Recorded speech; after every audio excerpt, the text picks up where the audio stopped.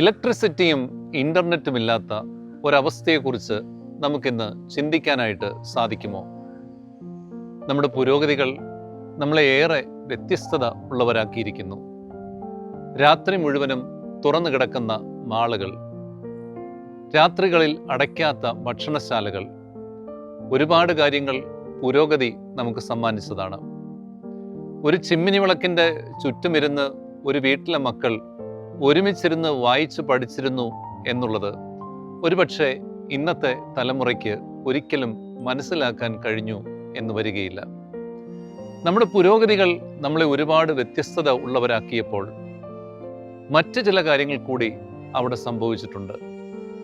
കുമ്പസാരവും കുർബാനയുമില്ലാത്ത ഒരു ജീവിതത്തെക്കുറിച്ച് പഴയ ഒരു തലമുറയ്ക്ക് ചിന്തിക്കാൻ സാധിക്കത്തില്ലായിരുന്നു. നിത്യമായ പാർപ്പിടങ്ങൾ ഈ ഭൂമിയിൽ നമുക്കില്ലാത്തതുകൊണ്ട് നിത്യതയിലേക്കുള്ള നമ്മുടെ യാത്രയിൽ നമുക്ക് നൽകപ്പെട്ടിരിക്കുന്ന പാഥേയമാണ് വിശുദ്ധ കുർബാന. അത് യോഗ്യതയോടെ സ്വീകരിക്കുവാനായി നമ്മളെ ഒരുക്കുന്ന കൂദാശയാണ് വിശുദ്ധ കുമ്പസാരം.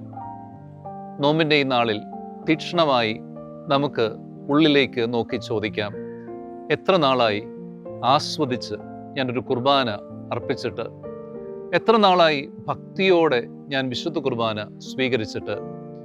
അതിനൊരുക്കമായി, നല്ല ഒരുക്കമാകുവാൻ എത്ര നാളായി ഞാൻ നന്നായി കുമ്പസാരിച്ചിട്ട്?